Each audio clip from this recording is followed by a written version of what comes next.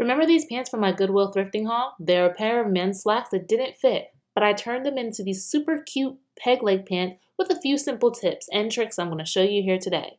I also got these trousers that just did not fit my waist, but I had to have them.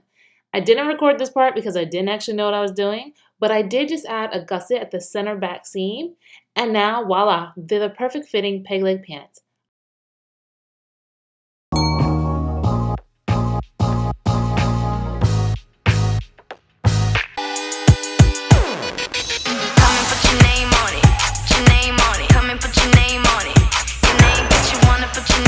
So let's see what we're working with. Men's pants typically have more layers and gadgets and gizmos than women's pants. So be sure to examine your pants if they are men's slacks. I'm folding my pants on top, one on top of the other because I'm getting an idea of the shape that's already there, and I'm making sure to smooth everything. I'm taking my guide pants and pulling down the crotch to see how far up the back is the high-waisted and how far down the waist is. I'm going to start by measuring my thigh measurement. This is very important, especially if your fabric does not have any cross-waist stretch. I'm then going to measure my inseam to make sure that my pants are the perfect height, which is a little cropped but not too short. And then also my crotch measurement, just to kind of give me an idea of how high that high-waistedness needs to be. These men's pants were surprisingly almost the exact same length and width as my women's pants. They just didn't have the shape across the bottom and the waist was a bit too big. I'm going to make sure to lay and smooth my bottom pants that I'm tailoring really, really well to ensure that when I'm cutting, pinning, and measuring, everything is equal.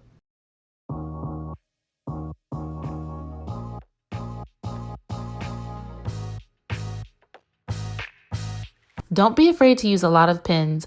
We're trying to keep the fabric from moving. When you are pinning, be sure to pin in the cross direction and not down, because this is going to keep the fabric from moving as you are working with it.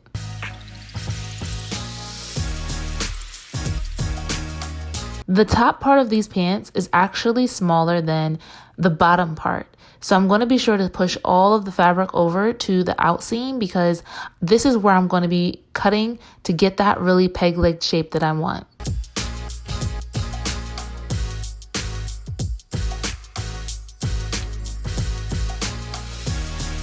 I'm going to lay my pants on top to ensure that I'm getting the right shape.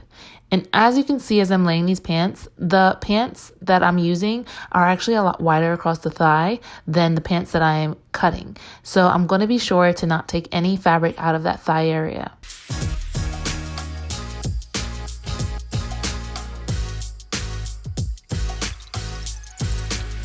I'm going to use my ruler to help me measure and make a straight line. My marker was completely dead, so I'm actually going to have to go back in with pins to remark this.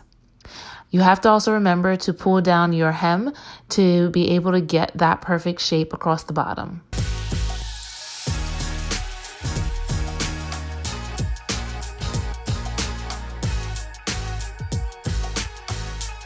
So as you can see down here at the bottom is really a much smaller opening. So I'm going to be sure to pin this to help me get that look. I'm going to line my center back and my center front seams at the waist all up and lay them directly on top of one another.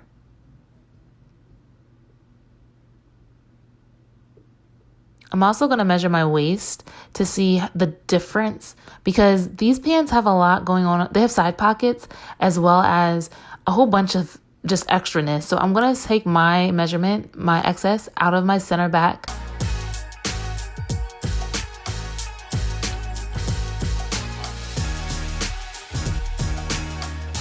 I'm going to remove the waistband seam that is just the clean finished seam to this waistband.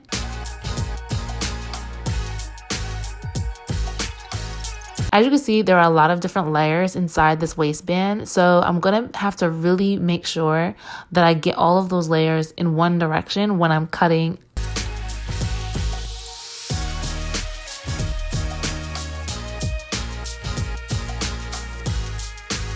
I'm going to measure that waist seam. I took 3 inches off, so I'm going to measure 1.5 inches and make a little snip.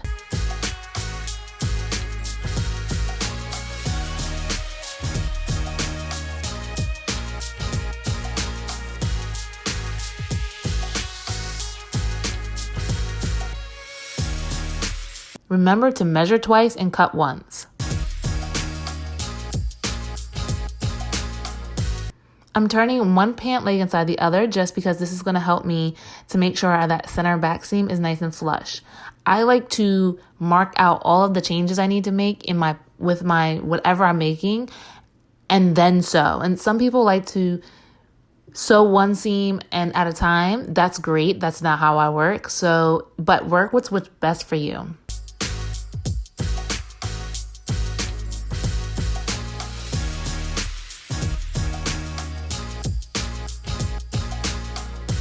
So as you can see here, the top is the 1.5 inches on both sides. And I kind of just use my ruler to mark out where the point meets the original seam. This is how you're going to make sure that your seam is flush and doesn't have a little bump at the beginning of your new seam and the end of your old seam. I'm going to cut away all of the excess fabric.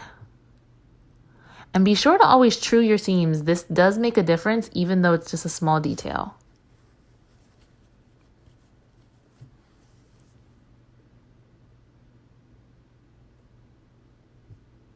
So I'm going back down to my legs and I'm just making sure that the line I created with the pins is actually straight. I know I said you pin these cross, but because I'm going to try and trim the seam, I need to pin them straight up and down.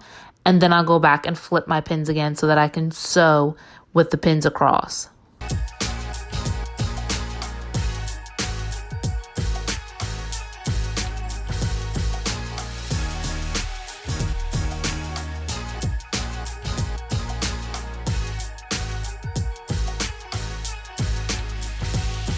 Remember, you want to make this cuff seam a wide angle shape because when you fold it up, it'll be equal. It'll make sense once you see how I do it.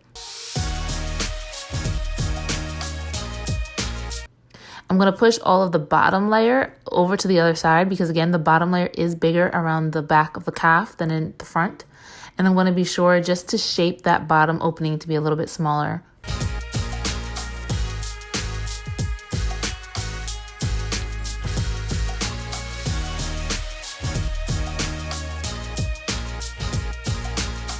And don't forget to flip your pins so that you can sew them in your sewing machine.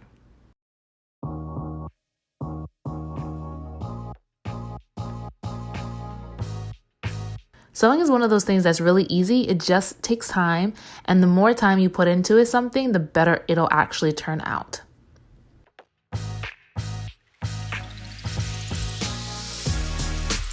All right, so here's my trusty sewing machine. I'm just back tacking and stitching down that center back seam for the waistband. You kind of want to make sure that everything is lined up. Again, this isn't sped up, but I do not sew this fast. But you want to take your time because as you can see here, I didn't line up my waistband and that doesn't look good. So we have to take it out and start over.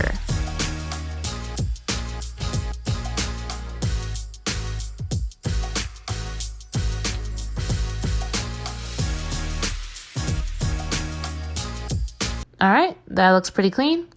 I'm also going to remove these belt loops because that looks really weird right there.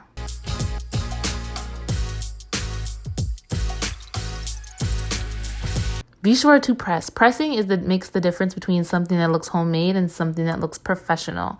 Press your seams closed to make the seam nice and smooth, and then press them open to get that really clean, crispy look. Be sure to go in there and just smash that waistband down and make it again very clean. I have some stitch witchery here because there were little moth holes that I didn't notice until after I got these pants home. So I'm going to use the stitch witchery, which is just pretty much a glue. And I'm going to take a piece of scrap fabric and just kind of match the threads in the fabric and close up the holes.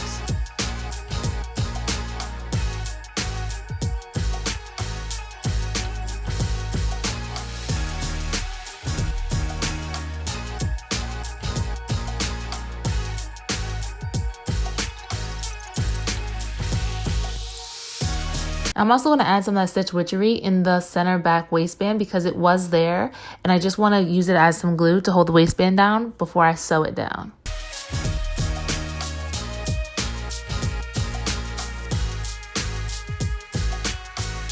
I'm also removing that belt loop. I'm being sure to pull out all those threads that were loose.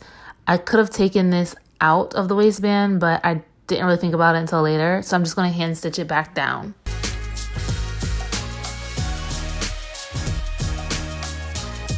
This is called a blind catch stitch or something like that. I've been out of school for a while, but pretty much you want to catch only 1 or 2 thread floats on the actual pant and then a few more threads on the cuff.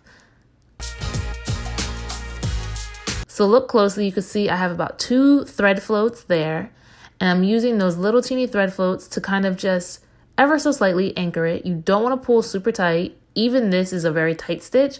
You would want to make it a little bit looser so that you don't see these stitches on the outside of the garment.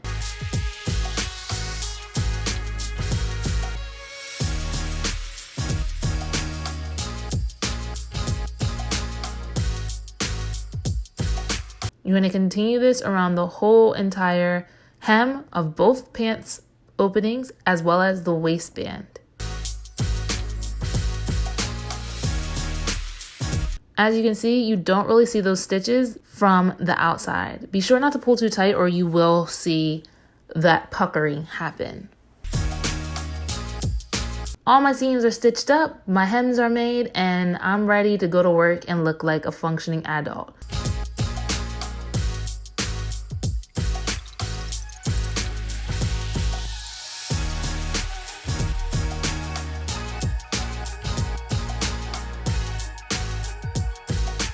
In 2020, it's all about power dressing, so don't be afraid of a well-tailored pant to help you conquer any board meeting. That's all I have for you guys today. Thank you so much for watching. Let me know what else you want to see in the comment section below.